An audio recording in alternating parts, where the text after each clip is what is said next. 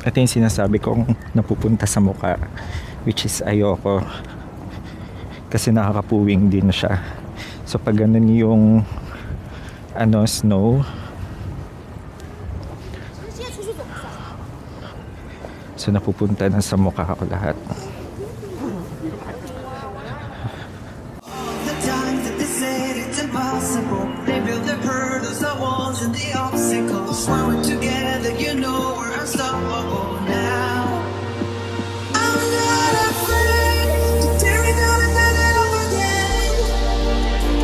It's not a thing, we can better renegades.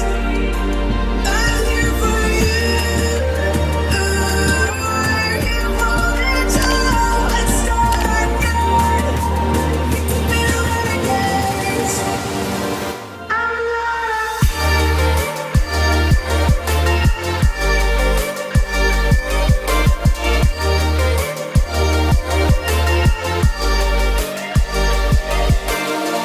They've been holding us down.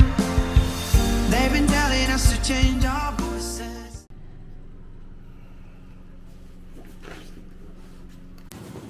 So, hello everyone. Nandito na ako sa hotel. And ang masasabi ko sa tour, okay naman yung tour. Masaya naman. Ang may mga problems lang. Hindi naman problems, pero ewan ko. Syempre, nasa car kami. Then, 5 yung Chinese. Then, isang driver nagsa-Chinese din. However, ako lang ang marunong mag-English. So, hindi ko alam kung what time kami babalik. 'Di ba kapag may tour ka, o balik kayo ng ganitong oras, ganyan, ganyan. So, nag-English ako, tinanong ko yung driver kung what time tayo babalik, kung what time kami babalik. And hindi niya masagot. Buti na lang guys, meron isang Chinese na babae na mother doon na tinulungan ako. And marunong siya mag-English. So, tinranslate niya. Then, sabi niya, babalik tayo ng 2:30, ganyan. Tapos, habang nag-aantay ako sa Penguin Parade, malapit na mag 2:20. 2:30 yung magpaparade, then parang mga 2:10 na yon. Tapos iniisip ko, manunood pa ba ako? Babalik na ako doon. Buti na lang nakita ko ulit si mother na Chinese na sabi niya, we will watch first the penguin, then after that we will go back to the car, sabi niya ganun. Then sobrang bait niya, inaano niya ako, ina-update niya ako, ganyan. Alam niyo yun, yung mga kailangan ko malaman sinasabi niya. Kaya sobrang thankful ako at meron din marunong mag-English at sobrang bait nung Chinese na yon na family. Kaya thank you so much. And of course, pangalawang sigurong masasabi kong mahirap is the weather talaga. Sobrang lamig. As in, hindi ko ma-explain talaga yung lamig niya. Extreme cold talaga siya. Siguro mga negative. Hindi ko alam. Basta ayoko magsabi kung ilang Celsius. Pero malamig talaga siya. Then, bukod sa malamig, sobrang lakas ng snowfall. As in, malakas siya. So, to the point na napupunta na siya sa mata ko. Then, sa ulo ko, syempre. Then, sa bibig ko rin kapag magsasalita ako. Ang hirap kumilos.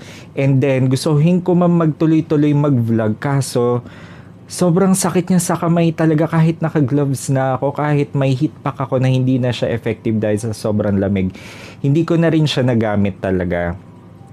Kaya saktong vlog lang talaga yung nagawa ko doon. Hindi rin ako masyadong makapagsalita dahil lamig na lamig talaga ako. As in, feeling ko mabibitawan ko yung cellphone ko, mabibitawan ko tong camera ko habang nagva-vlog ako. Kaya, ayun, pagpasensyahan nyo na kung medyo konti lang yung footage ko doon. Pero, fun siya. Pero grabe talaga. As in, yung mukha ko, sobrang sakit na. Yung tenga, parang feeling ko tanggal na. Yung kamay ko, masakit talaga. As in, napakasakit niya talaga. Then, may time pa talaga na parang hindi ko na maihawak yung kamay ko sa sobrang sakit. Then, naghawak din kasi ako ng snow. Sabi ko kasi, but sobrang powdery naman ng dito. So, tinry ko. Grabe, sobrang lambot, sobrang powder yung snow dito talaga.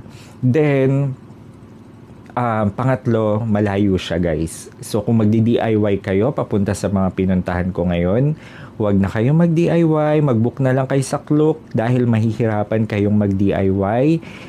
Except na lang kung may kotse kayo at marunong kayong mag-drive sa snow. Kasi napakalala talaga. Makikita ninyo sa video ko na napakalala ng snowfall habang nagda-drive. Kahit ako, ang tagal-tagal ko nang nagda-drive, years na talaga ako nagda-drive, pero siguro baka hindi lang ako sanay mag-drive sa snow at mukhang hindi ko kakayanin dahil mahirap makakita, parang almost zero visibility na, pero meron pa rin naman, pero nakakatakot siya guys. For sure mabagal ako mag-drive pagka ganon. Syempre safety first, kaya kung ako sa inyo, mag-book na lang kayo ng tour ninyo sa Klook. And pang-apat, since naka-tour tayo, ang isa sa mga challenges dyan is yung oras. So pagdating mo doon, may time talaga kayong susundin. Halos 1 oras lang kayo mag-i-stay. Ako 1 oras lang kami nag-stay sa zoo.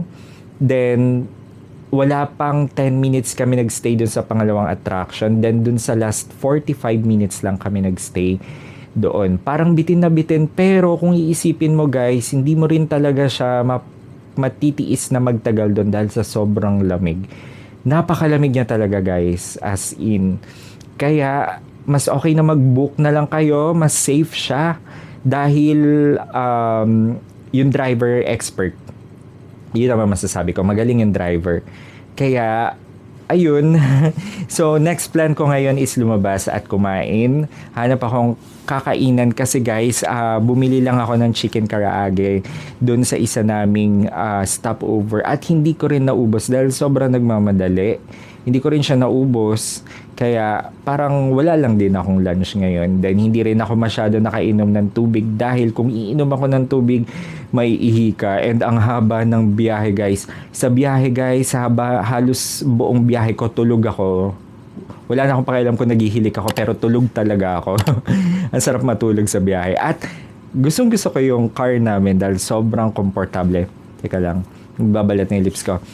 Sobrang komportable talaga ng kotse, as in parang feeling mo kotse ni Small Laude sa ganda. And nakakatuwa siya kasi pag nakastop siya, parang naka-off yung makina. Ewan ko kung electric ba yun or what, pero ayun lang. Tara guys, samahan nyo na ako kumain. Gutom na talaga ako. Hindi ko alam kung saan ako kakain. Iniisip ko Yoshinoya na nga lang or McDo or ewan ko. Basta gutom na ako. Kung ano man yung masarap or kung ano man yung available na makakainan na gusto ko, kakain na lang ako doon. Yun lang. Let's go. So, hello everyone. Lumabas na ako para maghanap ng makakainan. So, ito, ganun pa rin, maulan ng snow. And okay naman siya, fun naman. Kaya kung gusto niyo na extreme snow, punta lang kayo dito guys. Mag-enjoy talaga kayo. However, depende yon sa pag-enjoy ninyo. Kung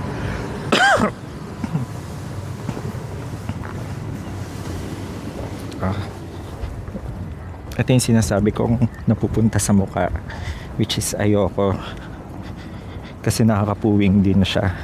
So pag ganun yung snow, so napupunta na sa mukha ko lahat.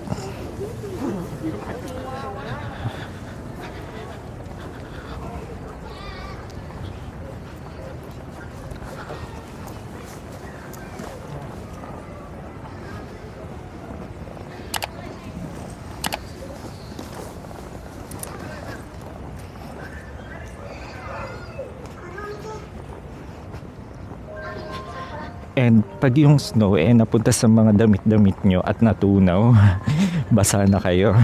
Pero so far hindi naman ganun ka-extreme na basa. And katulad dun sa napuntahan ko kanina, yung snow dito is parang powder lang din. Kaya maganda. Yun lang, saktong lamig lang naman. So, pauwi na ako guys. Bumili ako ng McDonald's. Gusto ko lang matry yung McDonald's nila dito kung kasing lasa ba na ng nasa Pilipinas or hindi. Experiment lang. And then, actually may mga binili ako sa Don Quixote. However, sobrang daming pila sa tax free kaya binitawan ko yung cart ko. Next time na lang.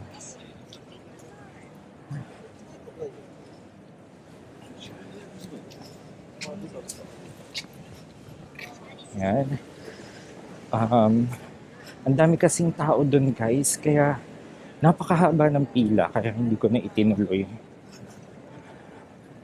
明日一応店長に8時に言っといたからでも予約したから So, pabalik na ako ng hotel. Papahinga na.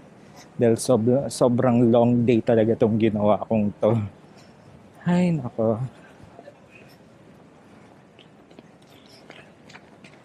Then, bibili ulit ako sa Lawson ng favorite kong strawberry drink. Actually, may coke pa ako dun sa room ko. Pero gusto ko ng strawberry drink. Yun kasi yung nagustuhan kong drink ngayon. Kaya yun. So ngayon, medyo hindi na ganun kalakas yung ulan ng snow.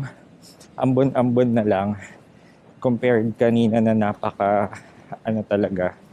napakalakas. As in, wala akong makitang, kasi pupunta sa mata ko, sa mukha ko. Sobrang hirap niyang kumilos. At saka, at the same time, sobrang lamig. Kaya yun, bukas wala pa akong plano kung anong gagawin ko bukas. Siguro pasyal-pasyal lang within this city kasi sa Sabado babalik na ako ng Tokyo.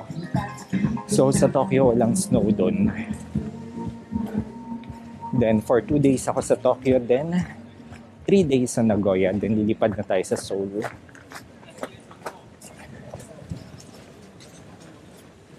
Pero imagine, Feb 1 pa lang ngayon. Dito hanggang Feb 8 ako.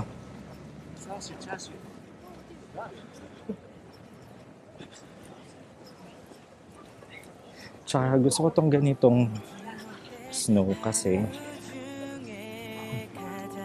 hindi siya madulas compared dun sa matagal na snow na. Sana yung price ko ay fresh pa. Hindi yun luntoy na. Kasi di ba pag nasa luntoy na. Kanina meron ng chicken karaage na hindi ko naubos. Pagbalik ko ng hotel, parang galing sa ref. Kaya ayun, kinain ko na lang din kasi gutom na ako. So malapit na ako sa Lawson. Bibili lang ang strawberry drink and uwi na. Bye guys!